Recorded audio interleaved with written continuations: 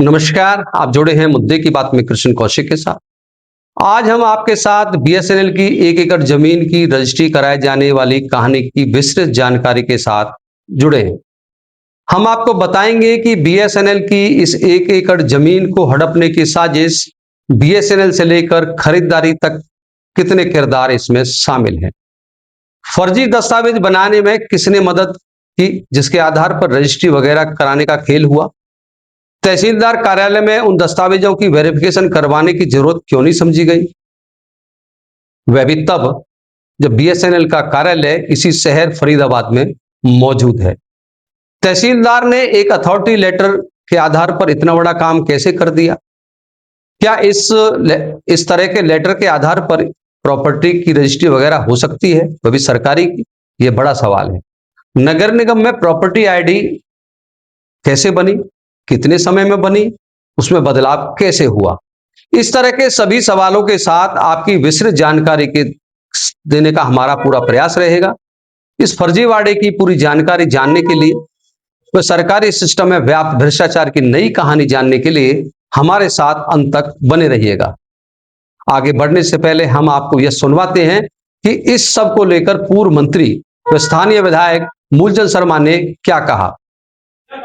पूर्व कैबिनेट मंत्री और बल्लभगढ़ से विधायक मूलचंद शर्मा जी ने विधानसभा में सरकारी जमीनों पर कब्जा करने का मामला उठाया था, मुद्दा उठाया था। और बल्लभगढ़ में इसी बीच एक मामला आया बीएसएनएल की जमीन पर कब्जे का मामला। उसी मुद्दे को लेकर हमारे साथ मौजूद है बल्लभगढ़ के विधायक मूलचंद शर्मा जी। उनसे बात करेंगे वो किसको लेकर क्या कहते हैं। विधायक जी, आपने मुद्दा उठाया विधानसभा में और बल्लभगढ़ में 1 एकड़ जमीन का गलत तरीके से जाना, क्या कहेंगे आप? वो जमीन जो बीएसएन को जो लीज पे दी थी वो एमसीएफ ने दी थी और एमसीएफ ने बार बार लेटर लिखा, भाई आप इस जमीन का कोई यूज नहीं कर रहे, इस जमीन को वापस दी जाए, आपकी लीज भी कैंसिल होगी और समय पे आपको काम नहीं कर रहे। जब कोई व्यक्ति लीज पे लेके जमीन काम नहीं करता वापस के होगा। और लीज पे जमीन जो दी थी अपने बीएसएन को दी थी एमसीएफ ने। एमसीएफ के बाद जो एमसीएफ ने जब उसे करा और इसी जमीन पे जो फ्रॉड हुआ, कुछ लोगों ने बीएसएन के पेपर बनाकर और अपने नाम इसकी लीज करा ली। अगर इसकी लीज करता है तो एमसीएफ करेगा, बीएसएन को अधिकार नहीं है। और उसका फ्रॉड करके उस पर लेके किराएदार जो भी तय हुआ। और जब मुझे जानकारी मिली तो इसकी जानकारी के साथ मैंने केवल कहा भाई ये जमीन वापस एमसीएफ करी जाए, कोई पार्क बनाएंगे, कोई सामुदायिक भवन बनाएंगे, कोई लोगों को चिंता नहीं। उसके बाद उन्होंने कई बार प्रॉपर्टी आईडी को चेंज करा कर स्वयं ही कोर्ट में चले। यानी कि जो लीज जिस पेपर के आधार पर हुई वो पेपर ही फर्जी है। हाँ, अब जानकारी उन्हें लिख के दिया, जो जानकारी परसों ने लेटर दिया बेसन ने, ये फ्रॉड है, गलत है, हमने कोई इस तरह की पैरवी नहीं की और ये आदमी हमको ब्लैकमेल कर रहा था फोन पे करके और ये हमारे नाम का उसने लिख कर दिया, हमने कोई इस तरह की जमीन नहीं दी है। अब उसके पर्चा दर्ज हुआ, पर्चा दर्ज हुआ उनके खिलाफ। और जो भी इसमें लिंक है जो जुड़े हुए कि इस तरह की बेशकीमती जमीन, इस तरह की नगर निगम की जो फ्रॉड करा है उनके खिलाफ कार्रवाई होगी और जो भी लोग दोषी उनके खिलाफ कार्रवाई होगी। नहीं, अब इसमें एक चीज बात ये आई विधायक जी, क्या तहसील ऑफिस या तहसीलदार ने इस तरह की कोई जरूरत नहीं समझी उस कागज को वेरीफाई किया जाए? कितनी बड़ी चूक है ये? नहीं, चूक है, मतलब इसमें वेरिफिकेशन करानी चाहिए थी या उनको संतुष्ट हो गए, क्या कारण रहा?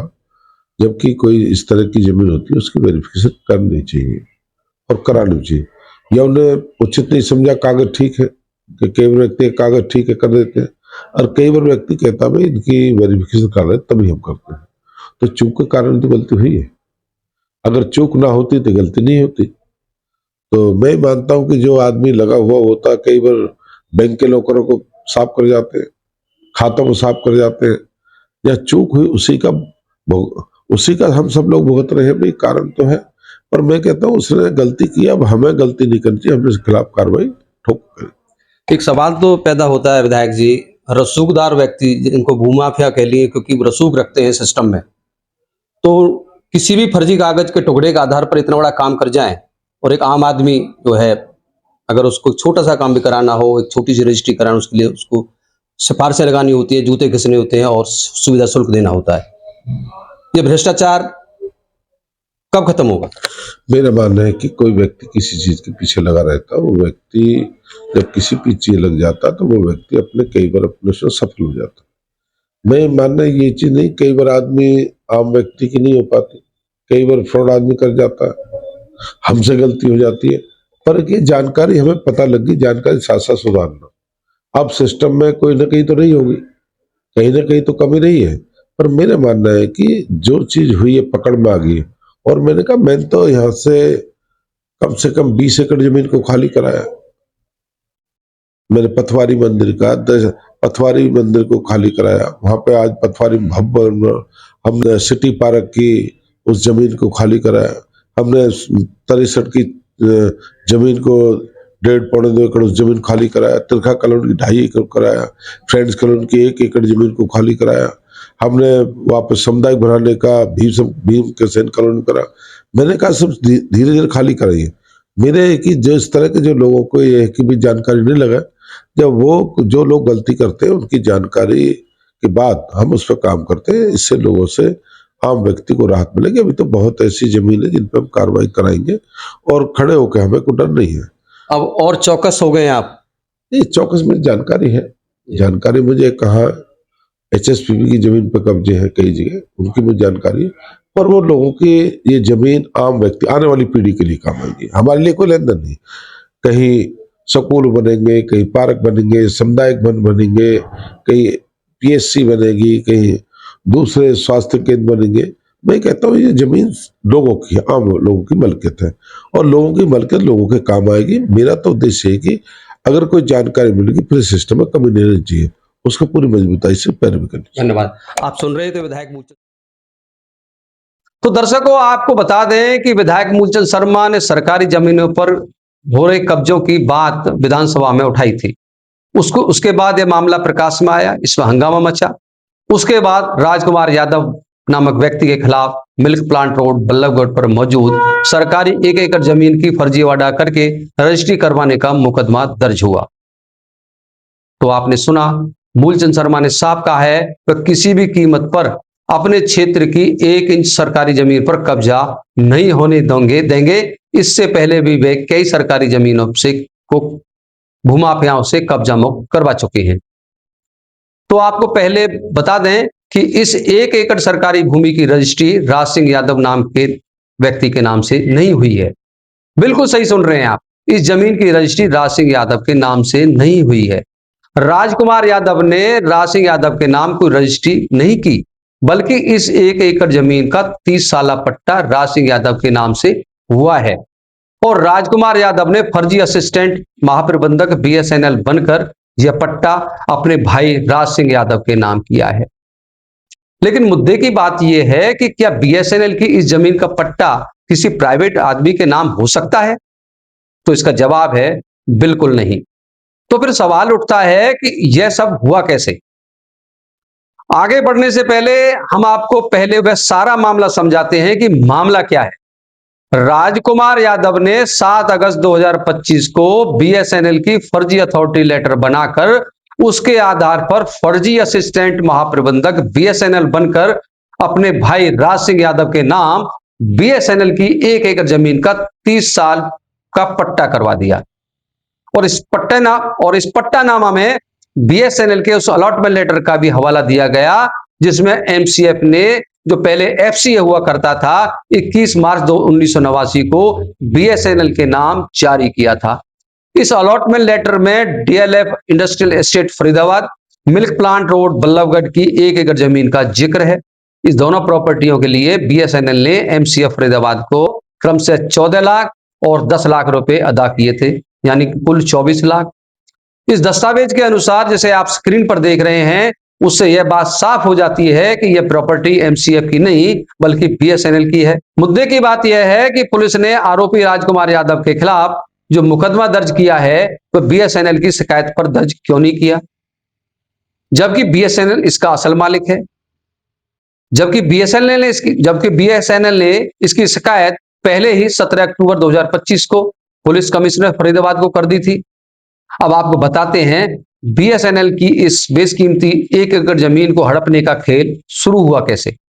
दरअसल बीएसएनएल विभाग ने अपनी उन सभी अनयूज्ड भवनों को रेंट पे देने का फैसला लिया, लेकिन इन अनयूज्ड भवनों को किसी को भी रेंट पे नहीं दिया जा सकता। बीएसएनएल की पॉलिसी के तहत बीएसएनएल पॉलिसी के तहत इन भवनों को सरकारी बैंक, पीएसयू आदि को दिया जा सकता है। बीएसएनएल की जिस 1 एकड़ जमीन की हम बात कर रहे हैं, वहां पर कोई भवन आदि नहीं बना हुआ है।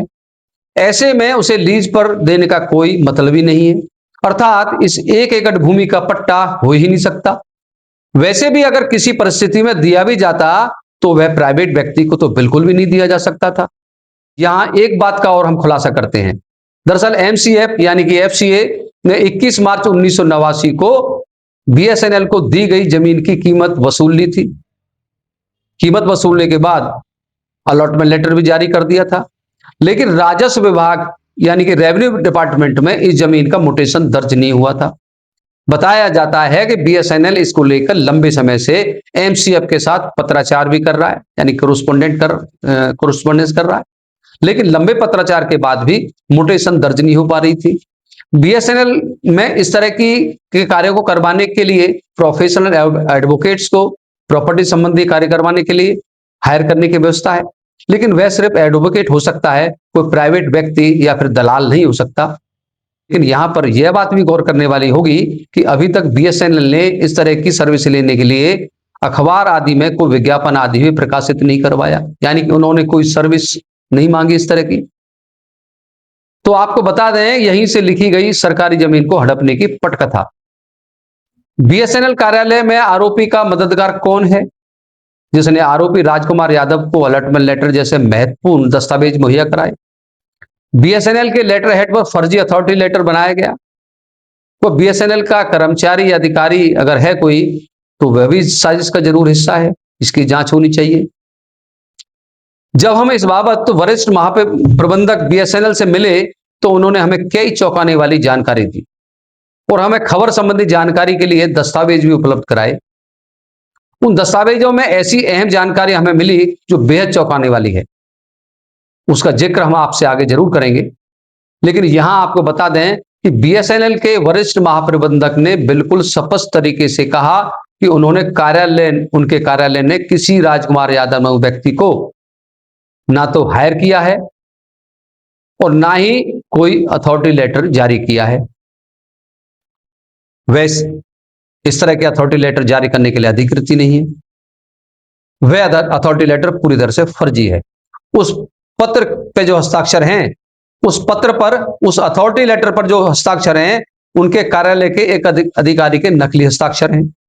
जिस अधिकारी के नकली हस्ताक्षर बनाए गए हैं, उस अधिकारी के असल हस्ताक्षर में और उस फर्जी अथॉरिटी लेटर पर किए गए हस्ताक्षर में काफी भिन्नता है।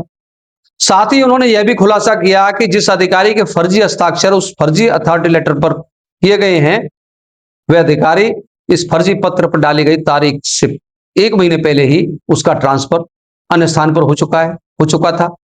अर्थात 9 जून 2025 को वह अधिकारी फरीदाबाद कार्यालय में तैनात ही नहीं था, जिसके फर्जी हस्ताक्षर से फर्जी अथॉरिटी लेटर तैयार किया गया। अब आपको बताते हैं कि राजकुमार यादव ने बीएसएनएल के फर्जी अथॉरिटी लेटर का हवाला देकर 30 साल पट्टा राज सिंह यादव का। वह 9 जून 2025 को बीएसएनएल के लेटर हेड पर एक फर्जी अथॉरिटी लेटर के आधार पर था। उस फर्जी अथॉरिटी लेटर में सारे अधिकार राजकुमार यादव को दिए गए। इस अथॉरिटी लेटर की जो वैधता दर्शाई गई वह 9 जून 2025 से लेकर 30 अगस्त 2025 रखी गई। इस फर्जी अथॉरिटी लेटर, जिसे हम नहीं खुद बीएसएनएल इसको फर्जी बता रहा है, उसके आधार पर 7 अगस्त को राजकुमार यादव पुत्र रामनिवास यादव बतौर अधिकृत हस्ताक्षरकर्ता और फर्जी सहायक जनरल मैनेजर बनकर राज सिंह यादव पुत्र रामनिवास यादव निवासी टिहरी गढ़वाल उत्तराखंड के नाम लीज एग्रीमेंट रजिस्टर्ड करवा देता है।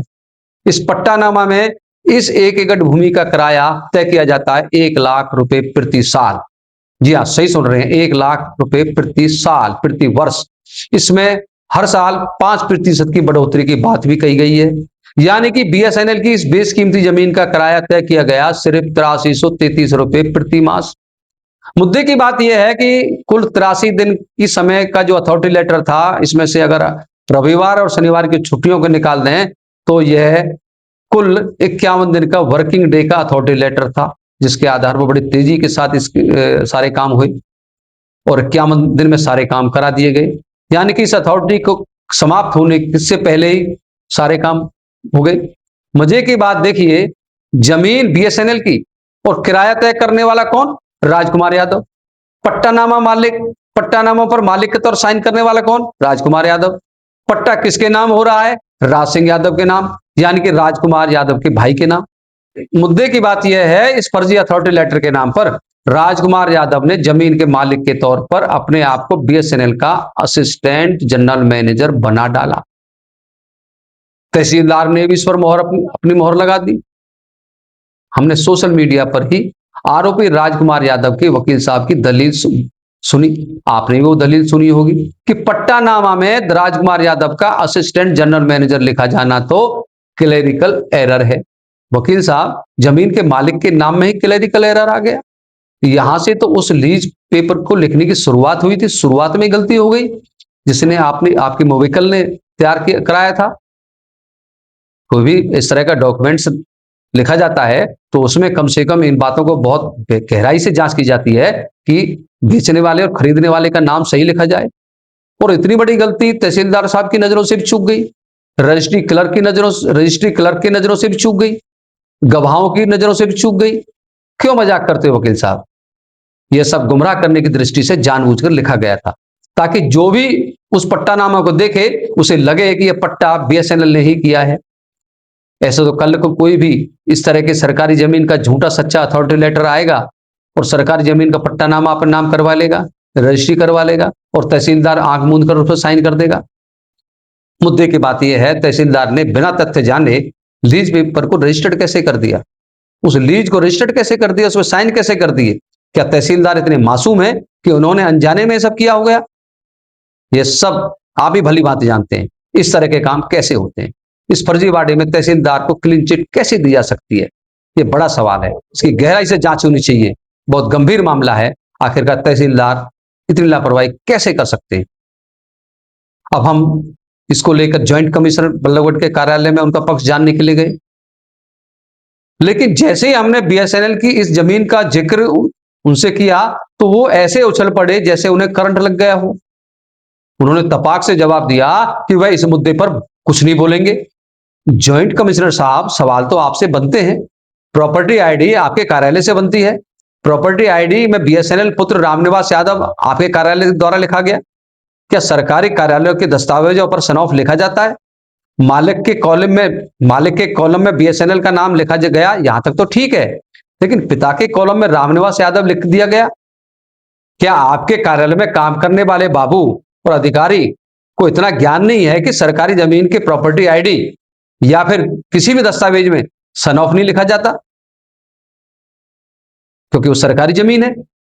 ज्वाइंट कमिश्नर साहब, इन्हीं सवालों का जवाब जानने के लिए हम आपके कार्यालय आए थे, लेकिन बड़े खेद के साथ हम आपको बता रहे हैं इन सवालों का जवाब पूछने का मौका हमें दिया ही नहीं और हम इन सवालों का जवाब जाने बगैर ही वापस लौट आए।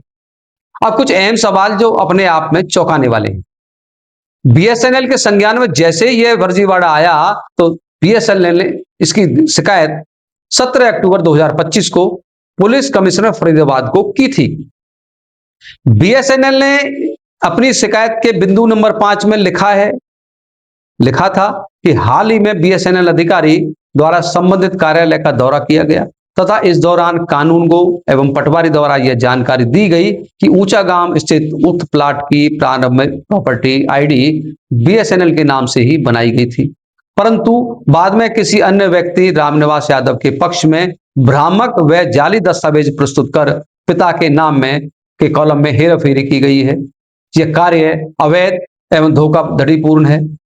इसके अतिरिक्त उक्त व्यक्ति ने एक फर्जी पट्टे के समझौते के माध्यम से डीएचबीबीएन से बिजली का कनेक्शन भी प्राप्त कर लिया।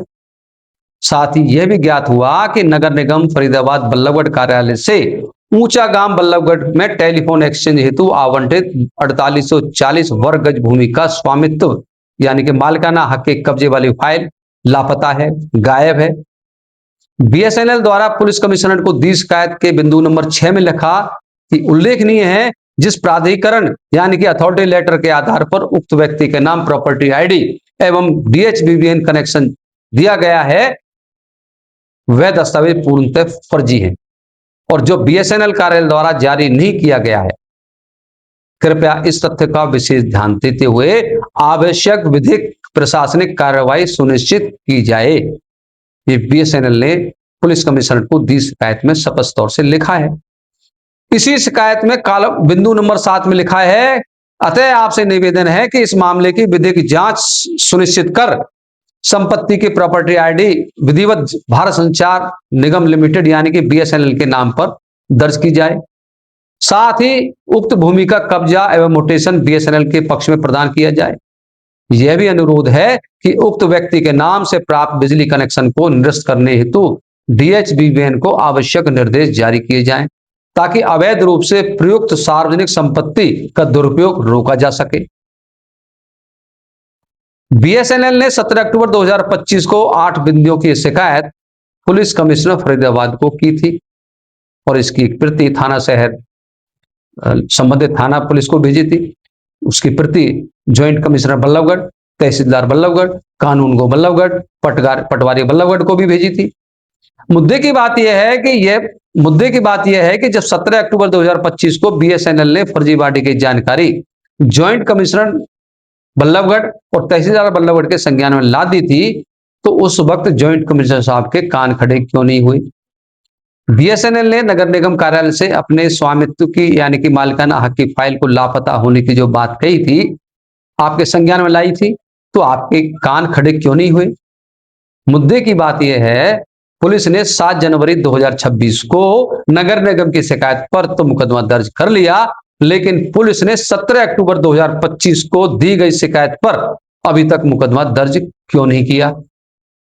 नगर निगम ने 7 जनवरी 2026 को पुलिस को दी शिकायत में यह आरोप लगाया था कि विद्या देवी नाम से नगर निगम में बीएसएनएल की प्रॉपर्टी आईडी बनने के बाद इस प्रॉपर्टी की नई प्रॉपर्टी आईडी बनवाने के लिए ऑनलाइन आवेदन किया गया था और प्रॉपर्टी आईडी में बीएसएनएल पुत्र रामनिवास यादव करवाने के लिए कहा गया।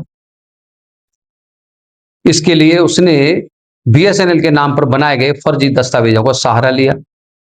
मुद्दे की बात यह है कि नगर निगम के साथ जो धोखाधड़ी की गई इसकी एवज में तो पुलिस ने मुकदमा दर्ज कर लिया लेकिन 17 अक्टूबर 2025 को जो शिकायत जमीन के असल मालिक बीएसएनएल ने पुलिस को की थी उस पर अभी तक मुकदमा दर्ज क्यों नहीं, ये बड़ा सवाल है। इस खबर में दर्शकों बहुत कुछ बाकी है, अभी खबर लंबी हो जाएगी, इसलिए बाकी चौंकाने वाले तथ्यों के साथ इस खबर के पार्ट 2 के साथ आपके साथ फिर जोड़ेंगे। आप जुड़े हुए थे मुद्दे की बात में कृष्ण कौशिक के साथ, इस खबर के अन्य खुलासों के साथ और अन्य महत्वपूर्ण मुद्दों के साथ आपके साथ फिर जुड़ेंगे। हमारे साथ जुड़े रहने के लिए आपका बहुत बहुत धन्यवाद।